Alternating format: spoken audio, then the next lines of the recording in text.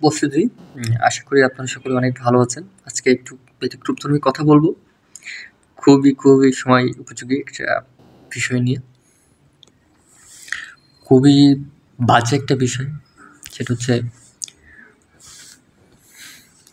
পরকীয়ার যে ব্যাপারটা আছে। শুনতে খুবই বাজে লাগছে, but it's true because of that so much high বেড়ে গেছে এটা, যেটার কারণে রিসেন্টলি একটা ঘটনা ঘটছে, সেটা শেয়ার করবো আজকে আপনাদের সাথে। কেন ইমাজিন দ্যাট 50 ইয়ার্সের একটা রিলেশন, ম্যারিড রিলেশন, 2টা বেবি এবং 2টা ছেলে, একটা বয়স মেবি 10-11 আর একটা 6। সো রিসেন্টলি একটা ঘটনা ঘটছে, 1 মান্থের একটা প্রেম আর কি। হ্যাঁ, হাজব্যান্ড অ্যান্ড ওয়াইফ সামহাও একটা সিদ্ধান্ত নিচ্ছে, তার মধ্য দিয়ে যেটা হয়েছে সুন্দর একটা সিদ্ধান্ত যে আমাদের ফ্যামিলিতে একটা ক্র্যাশে যাচ্ছে, তো ঠিক আছে আমি রিলেশনশিপ সামহাও হয়তো বা ছেলে অথবা মেয়ে দুইজনেই সম্মতিতে একটা ইনফ্লুয়েন্স তারা পেয়েছে, একটা উৎসাহ তারা পেয়েছে যে ঠিক আছে কোনো একটা ছেলেকে পড়ানো যাক আমাদের সংসারের ঝামেলা মেটানোর জন্য। এখন যেটা তথ্য মতো যেটা জানা গেছে ছেলেটাই বলছে আর কি। তো সেকেন্ড স্টেপে ছেলেটা প্রচণ্ড পরিমাণ মেয়েটাকে ভালোবাসে।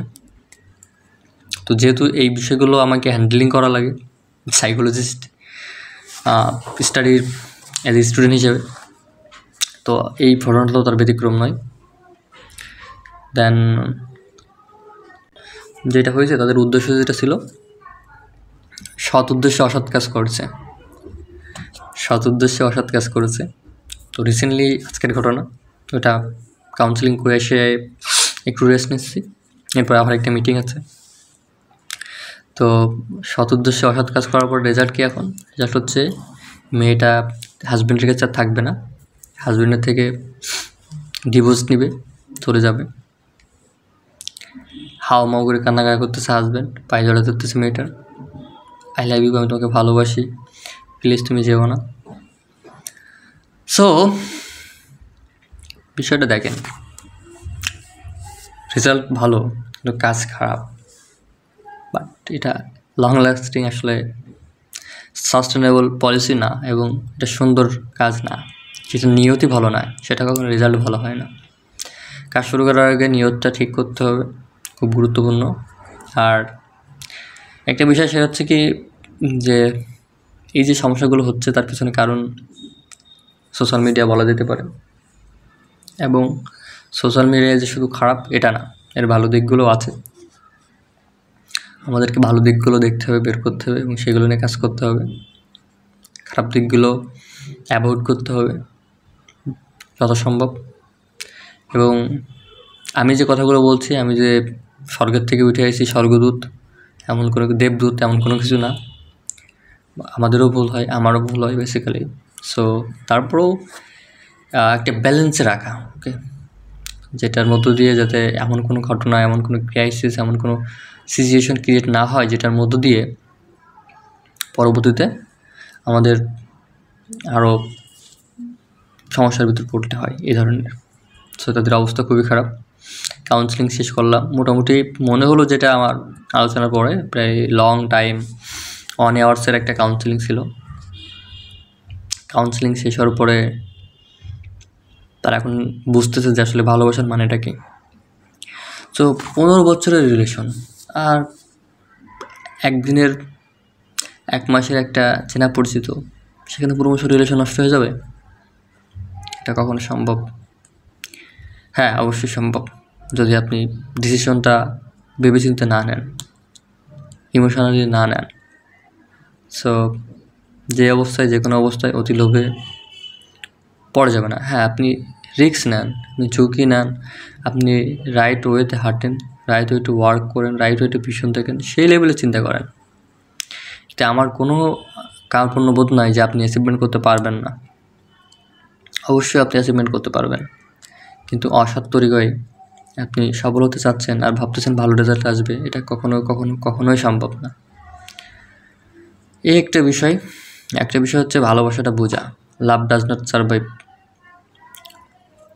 যদি আপনি এক্সপেকটেশন আশা করেন যে ভালোবাসা থেকে রেজাল্ট যাব, আপনি হাজব্যান্ডকে ভালোবাসেন, আপনি ওয়াইফকে ভালোবাসেন, আপনি আপনার উস্তাদকে ভালোবাসেন, যাকে ভালোবাসেন না কারণ ওই ভালোবাসার পরে আপনি যদি চান যে ভালোবাসার আমি রেজাল্ট চাই, যে ওই ভালোবাসায় আমি ওর থেকেই চাবো, তাহলে এটা ভালোবাসা হলো না, ওটা বিনিময় হলো, ওটা ব্যবসা হলো।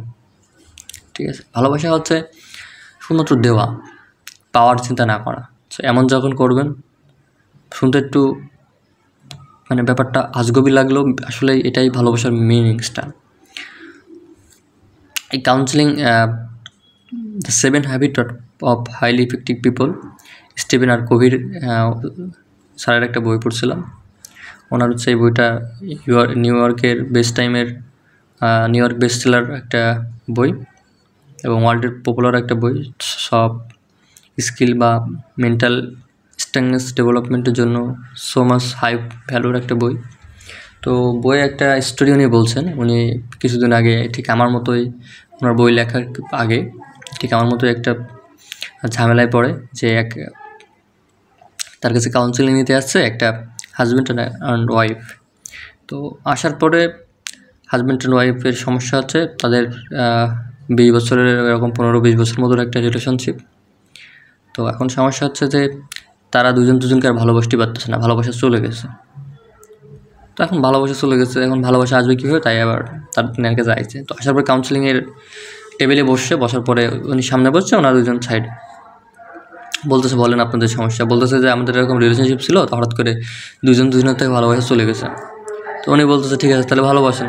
বলতেছে ভালোবাসা তো চলে গেছে, তো বলতেছে ভালোবাসেন তাহলে। বলছে ভাই আমি আপনারা বলতেছি আমাদের ভালোবাসাটা চলে গেছে, তাই আপনার কাছে চাইছি। তাহলে স্টিভেন আর কোভির বলছে ঠিক আছে তাহলে ভালোবাসেন। উনি আবার বলতেছে ভাই আমাদের ভালোবাসা চলেই গেছে, তা ভালোবাসবে কীভাবে? বলছে আপনাদের ছেলেমেয়ে কয়টা? তো বলছে 5টা। যে ভালোবাসা চলে গেছে তো 5টা ছেলেমেয়ে? একটু লজ্জা পেয়েছে তারা। বারবার বলতেছে ওকে কীভাবে কী করতে হবে? তো বলতেছে যেহেতু ভালোবাসা চলে গেছে, তাহলে আপনাকে ভালোবাসার জন্য আবার ভালোবাসতে হবে। মনে করেন আজকে প্রথম বিয়ে করলেন, যেহেতু মনে করতেছেন আপনার ভালোবাসা চলে গেছে, তাহলে এটা মনে করতে পারবেন যে আজকে প্রথম বিয়ে করেছেন। সো প্রথম বিয়ে করার পরে নতুন বউকে দেখলে যে ফিলিংসটা হয়, যে লাভটা ক্রিয়েট হয়, যে রেসপেক্টটা ক্রিয়েট হয়, যে সফট কর্নার তৈরি হয়, আন্তরিকতা তৈরি হয়, সেভাবে ভালোবাসেন, সেভাবে কেয়ার করেন, সেভাবে ডেভেলপমেন্ট করেন, ইজি। সো ভালোবাসা চলে গেলে ভালোবাসা আবার করেন। সো ভালোবাসা যায় না, যায় আবেগ। ঠিক আছে, আবেগ হচ্ছে লিমিটেড টাইম। ওটা হয়তো বা সেক্সুয়াল আবেগ থাকতে পারে, হয়তো বা নিড এক্সপেকটেশন কোনো কিছু পাওয়ার জন্য ওই আবেগটা তৈরি হয়, যে ওই মেয়েটা এই ভালো লাগে এটা চলে গেলে ব্যাস। Love is another option. Hello, love is another option. লাভের এখানে কোনো হিসাব হয় না, ভালোবাসায় কোনো হিসাব থাকে না। এটাই ভালোবাসা, ভালোবাসার মানেটাই ভালোবাসা। ঠিক আছে, ওকে, ভালো থাকবেন, সুস্থ থাকবেন। আর এ ধরনের কোনো সমস্যা যাতে না পড়েন, এজন্য নিয়ত সই করবেন, তারপরে কাজ করবেন। আর যদি কোনো পরামর্শ আমার থাকে, কোনো যদি ডেভেলপমেন্টের জন্য কোনো বিষয় থাকে, এই আলোচনার মধ্যে দিয়ে আপনার যদি কোনো থট ক্রিয়েট হয়, ফিলোসফি তৈরি হয়, জানাতে বলবেন না, শেয়ার করবেন, অন্য মানুষকে একটু অ্যালার্ট করে দিবেন, পজিটিভিটি ছড়াবেন, আমার জন্য দোয়া করবেন। আপনার জন্য অনেক অনেক শুভকামনা। আল্লাহ হাফেজ, আসসালামু আলাইকুম।